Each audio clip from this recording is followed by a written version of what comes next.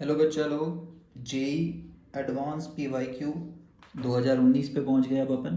Chemical kinetics subjective वाला part. इस बार ये क्वेश्चन जो है तो ठीक स्ट्रेट फॉरवर्ड, लेकिन अगेन लॉट ऑफ स्टेप्स लगेंगे, मेहनत लगेगा तो जाके आंसर आएगा। जैसे एलएचएस में 3 लोग हैं और रेट दिया हुआ है, तो हम लोग को पता है रेट का एक्सप्रेशन क्या होता है। रेट इज इक्वल टू के इंटू कंसनट्रेशन ऑफ ए का कोई पावर आएगा, बोल देते हैं उसको एक्स वाई जेड या ए बी सी। बी का पावर आएगा और सी का कोई पावर आएगा। और इस वाले इक्वेशन से मेहनत करके हम लोग ए बी सी सबसे पहले निकालते हैं। उसके बाद बोला है कि अगर रेट ऑफ द रिएक्शन बताइए, अगर ए का कंसनट्रेशन इतना है तो हम लोग को पता है इंस्टेंटेनियस रेट ही होता है, ये वाला रेट लो। बी का कंसनट्रेशन, सी का कंसनट्रेशन, तो इन तीनों का कंसनट्रेशन अगर बैठा भी लेंगे तो अपने को एक तो 3 वेरिएबल ए बी सी चाहिए, दूसरा के भी चाहिए, है ना। तो 4 वेरिएबल पहले शॉर्ट करना पड़ेगा, फिर ए और बी और सी का कंसनट्रेशन ये बैठाएंगे और तब जाके अपना जो रेट आंसर आएगा वो अपना वाई होगा। काफ़ी मेहनत है। तो सबसे पहले अपना पुराना खेल करते हैं। अब देखिए एग्जाम में कितना स्पीड में करना चाहिए।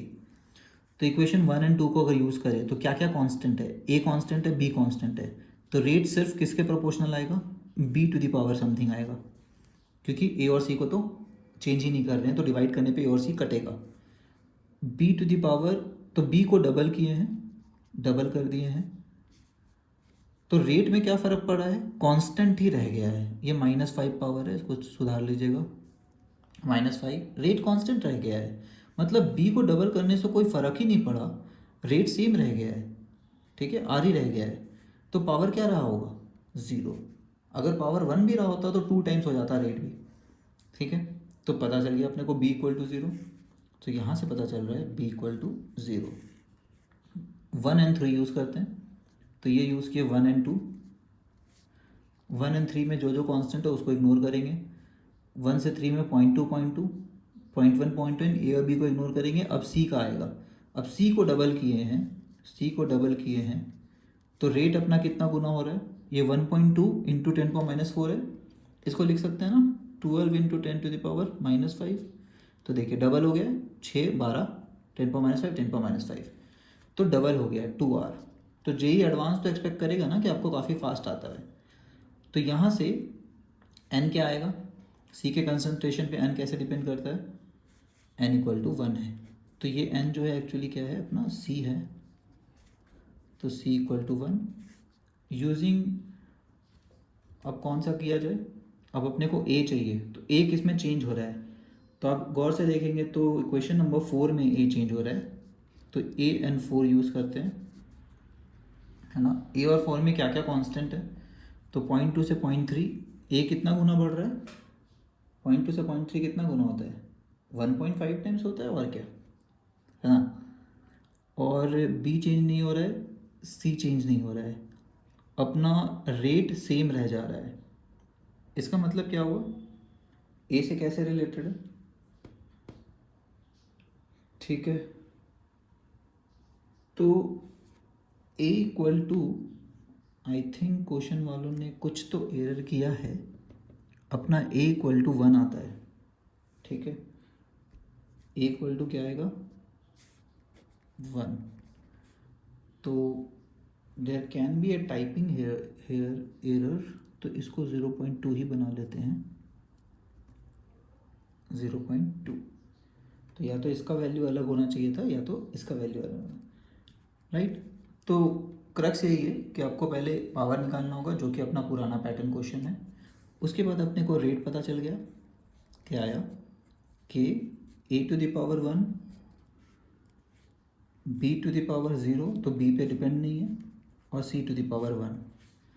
सिंप्लीफाई करके बी टू पावर 0 को हटा ही देते हैं, A to the power 1 C to the power 1 is equal to rate.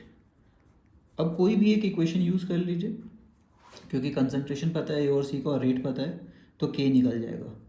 सो कर देते हैं यूजिंग 1, इक्वेशन 1, और एक्सपेरिमेंटल डेटा नंबर 1, ठीक है। एक्सपेरिमेंटल डेटा नंबर 1 ये है, तो ए का 0.2, तो रेट कितना है, 6 इंटू 10⁻⁵ इज इक्वल टू के इंटू 0.2, सी का कंसंट्रेशन 0.1। ठीक है, तो यहाँ से k क्या आ रहा है 6 इंटू 10⁻⁻5 डिवाइडेड बाई 0.2 इंटू 0.1, 2 0, इसका एक 10, इसका एक 10, 2 इंटू 3, तो k का वैल्यू अपना आ गया, क्या आया 3 इंटू 10⁻⁻3। ठीक है, तो अभी तो क्वेश्चन का मेहनत हुआ है, 3 वेरिएबल पहले पावर निकाले, फिर k निकाले, अब रेट का नया एक्सप्रेशन लिख सकते हैं। ठीक है, नाउ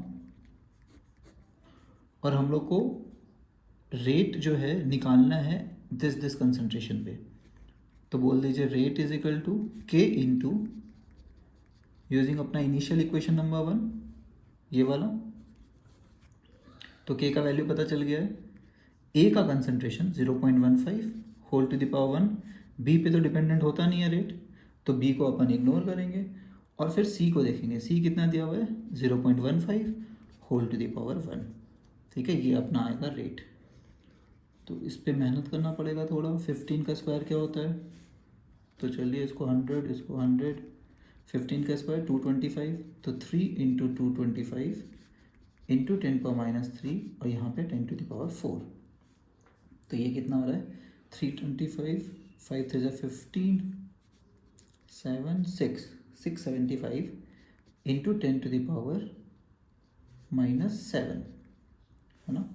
और अगर एक पॉइंट के बाद अगर आंसर पूछा तो 6.75, तो मल्टीप्लाई, जिसको समझ नहीं आता वो क्या करेगा, multiply by 100 divide by 100, 100 divide होने से ये 6.75 बन गया, ये 100 मल्टीप्लाई होगा तो क्या होगा 10⁻⁻7 प्लस 2 10⁻2 का 10⁻⁵।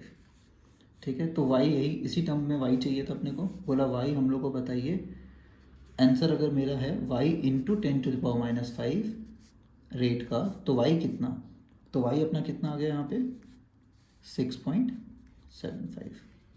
तो काफ़ी ही मेहनत कराया है इस क्वेश्चन ने, बट इन क्वेश्चन से ये फ़ायदा होता है कि हमारा पूरा कॉन्सेप्ट जो अभी तक पढ़े हैं सारा क्लियर हो जाता है और रिवाइज हो जाता है कि कैसे कैसे अप्रोच करते थे। ठीक है, आई होप समझ आया होगा। चलिए, बाय एवरीबॉडी।